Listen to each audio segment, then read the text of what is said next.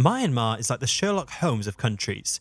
Constant mysteries, always keeping us guessing. It's Asia's latest hotspot for party crashes. Since the political shake-up in 2011, and especially after the 2015 election, people from all corners of the world have been rushing to Myanmar like it's the hottest club in town. Foreign investors, overseas companies, and international cooperation agencies were all clamoring to get a piece of the action in this country that's been dubbed Asia's last frontier. But recently, despite being surrounded by economic powerhouses like India, Thailand, and China, it's still struggling to keep up with them. Next to these giants, Myanmar's GDP is basically like spare change you would find in your couch cushions. It wasn't too long ago that hardly anyone in this Texas-sized nation even owned a cell phone, even though the country is sitting on a goldmine of resources. Yet their economy is still stuck in the Stone Age. It's like they're stuck in a time warp, with no signs of progress in sight. The government can't seem to get their act together, and they're hemorrhaging money faster than a shopaholic on Black Friday. It's a hot mess over there, to say the least. Myanmar's economy is basically a punching bag at this point. But how did Myanmar get themselves in this situation? But before delving into their fascinating past, it's important to grasp where it is. To the north and east, Myanmar is bordered by northeast India, Bangladesh, China, Thailand, and Laos. The nation has a vast coastline that spans along the Bay of Bengal and the Andaman Sea to the west. Following its 1948 independence from Great Britain, Burma became the world's greatest exporter of rice. Wait, aren't we talking about Myanmar? What does Burma have to do with this now? Well, the Brits swooped in and decided to call the place Burma back in 1886, when they officially took over. And then after World War II, they basically were running the show. The name Burma came from the biggest group of people living there, but hold on to your hats, because the name got a makeover to Myanmar. These days, Myanmar is currently among the poorest nations in Asia, following more than 40 years of continuous military rule. But 60 years ago, Burma was one of the wealthiest nations in Southeast Asia, surpassing its neighbours in social mobility and living standards. Their abundance of natural resources promised continuous expansion, and their colleges drew students from all across the region. But decades of mismanagement by military dictators who have maintained an iron hold on both political and economic power have driven the nation to the bottom of regional and international rankings, where it ranks among the poorest in terms of corruption, poverty, and healthcare. Following the establishment of a legislative government in 1948, Prime Minister U Nu initiated a nationalisation programme. He implemented central planning policies in an effort to turn Burma into a welfare state. Exports of minerals had dropped by more than 96% and rice exports by 2/3 by the 1950s. Plans were put in action by the private sector to establish light consumer industries. The Burmese way to socialism was an economic plan that was implemented after the coup d'etat in 1962. It called for nationalising all businesses except agriculture. As a result of this disastrous policy, Burma became one of the poorest nations in the world. The United Nations 1987 classification of Burma as a least developed nation brought attention to the country's economic downturn. The regime withdrew from a command economy after 1988. They received much needed foreign cash, authorised some foreign investment, and allowed the private sector to grow somewhat. And in June 1989, the country's name was changed from Burma to their official country name, Myanmar, and new banknotes were introduced. Until 2009, they were still in a terrible situation as the economy ranked as Asia's least free economy. Every fundamental market institution was repressed. The state frequently indirectly or co-owned private businesses. Myanmar was tied with Somalia for the title of most corrupt countries in the world in Transparency International's 2007 Corruption Perceptions Index. Then, in 2010, a crucial event occurred that would shift Myanmar's economy. But before we go into it, if you like this video so far, please consider liking and subscribing to our channel. Following the November 2010 legislative elections, the military government of Myanmar had taken immediate measures to draw in foreign investors by announcing that the economically isolated nation was now open for business. Huge policy changes were made in taxation, foreign investment legislation, currency exchange rate control, and anti-corruption. At a regional forum held in the Cambodian city of Phnom Penh, Myanmar's Prime Minister, highlighting the country's business-friendly attributes and outlining plans for an investment-friendly regulatory environment.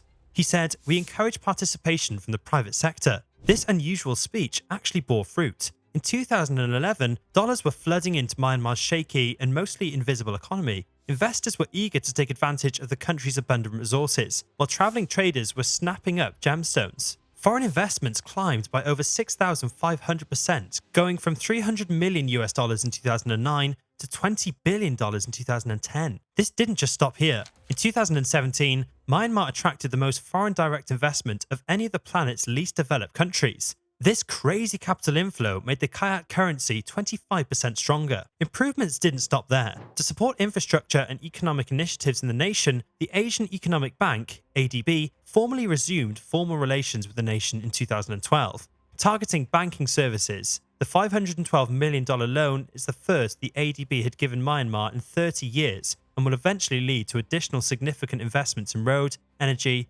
irrigation, and educational projects. Since its liberalization, foreign direct investment into Myanmar has risen steadily. Between January and November 2014, the nation approved investment projects totaling $4.4 billion US.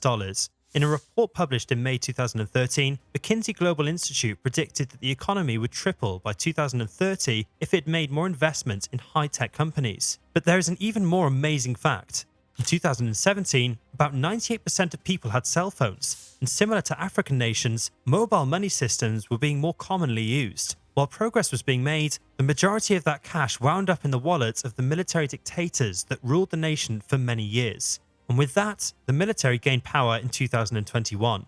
Since the military coup in February 2021, there have been economic imbalances and aggression that have left Myanmar's economy permanently damaged. Not only the coup, but also the consequent nationwide conflicts have severely damaged Myanmar's economy. Things haven't been going too well for Myanmar lately. Western sanctions, foreign investors leaving, more people out of work, and the kyat losing value have all taken a toll.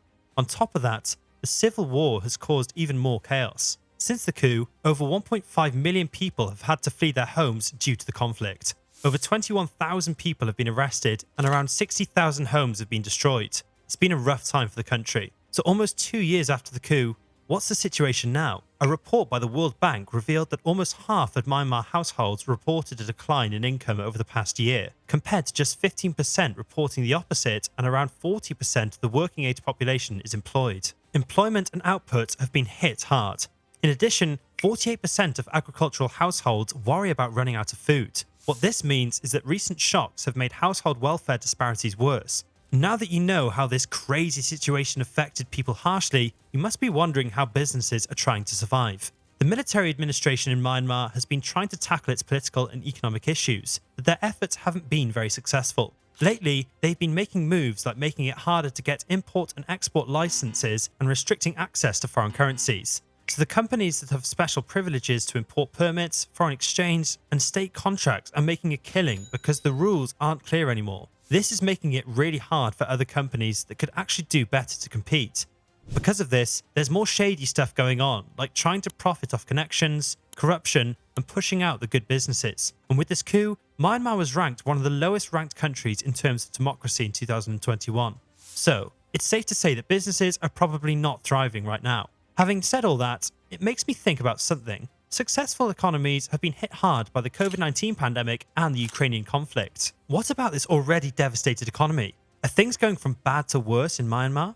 Recently, Myanmar is like a cat stuck in a tree. It's unable to escape conflict, dealing with political drama, and facing a humanitarian crisis that just keeps growing. And just when you thought things couldn't get any worse, the economy takes a hit from the COVID-19 pandemic and then gets sucker punched by post-coup instability. This initially began with a crash crunch, a dramatic increase in the price of fuel, commodities, and imported raw materials, as well as a swift appreciation of the kyat versus major currencies like the US dollar. The Central Bank of Myanmar's prohibitions on foreign currency procurement and the removal of the regulated float exchange rate, in addition to the nation's widespread power outages, violent conflicts, and insufficient infrastructure, are other significant obstacles facing businesses. All that is terrible. But you know what's more terrible? In the fiscal year 2022-23, the percentage of Myanmar's budget allocated to social protection, health, and education decreased. Education represented 0.3% in 2023, down from 0.5% in 2021.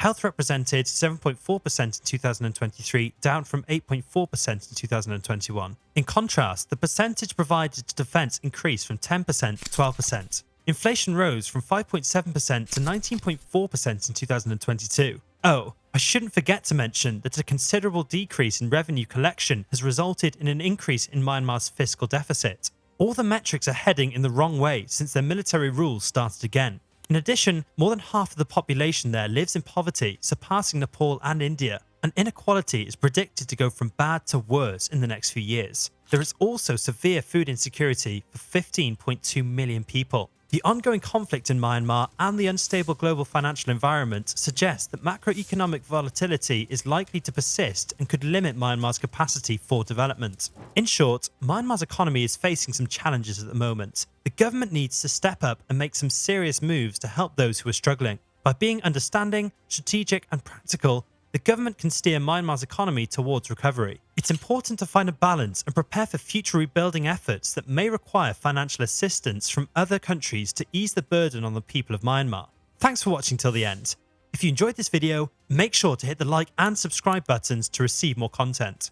See you in the next video.